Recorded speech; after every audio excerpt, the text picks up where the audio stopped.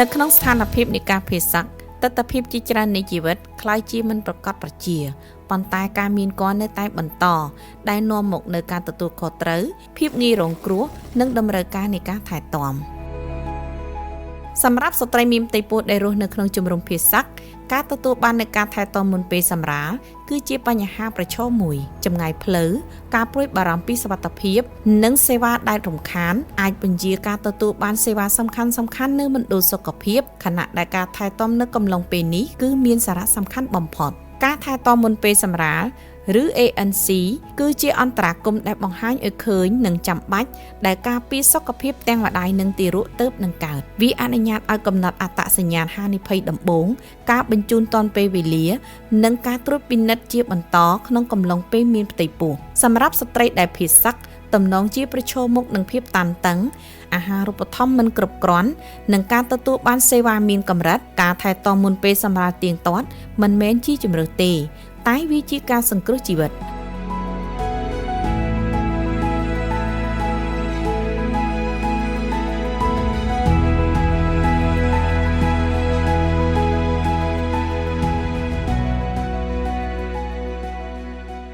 ណ្ឌលសុខភាពគឺជាមូលដ្ឋានគ្រឹះថែទាំសុខភាពមាតាទោះបីជាស្ថិតនៅក្នុងស្ថានភាពអាសន្នឬក៏ការភេសជ្ជក៏ដោយក៏មណ្ឌលសុខភាពទាំងអស់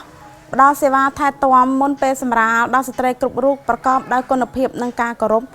ដើម្បីធានាថាគ្មានស្ត្រីណាម្នាក់ដែលត្រូវបានទុកចោលនោះឡើយពីជំរំភេសជ្ជទៅមណ្ឌលសុខភាពអ្នកស្ម័គ្រចិត្តសុខភាពសហគមន៍ដើរតួនាទីយ៉ាងសំខាន់ពួកគេជួយកំណត់អត្តសញ្ញាណស្ត្រីមានផ្ទៃពោះឲ្យបានឆាប់បង្កើនការយល់ដឹងអំពីសារៈសំខាន់នៃការថែទាំមុនពេលសម្រាលនិងគាំទ្រការបញ្ជូនទាន់ពេលវេលាទៅកាន់ការថែទាំប្រកបដោយវិជ្ជាជីវៈនៅពេលដែលសេវាថែទាំមុនពេលសម្រាលដំណើរការបាននិងស្របគ្នាវាបង្កើតទំនុកចិត្តស្ត្រីមានផ្ទៃពោះទទួលបានចំណេះដឹងការធានានិងសមត្ថភាពក្នុងការរៀបចំការសម្រាលកូនប្រកបដោយសុវត្ថិភាពទោះបីជាស្ថានភាពរស់នៅមិនច្បាស់លាស់ក៏ដោយ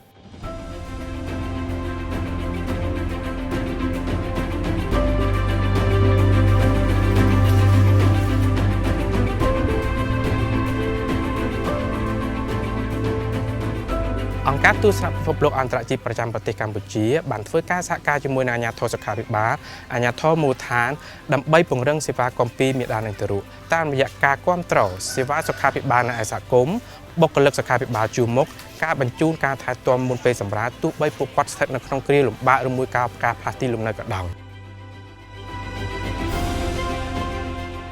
ការភេសជ្ជមិនគួរមានន័យថាមានការរំខានដល់សេវាសុខភាពមាតាសំខាន់នោះទេ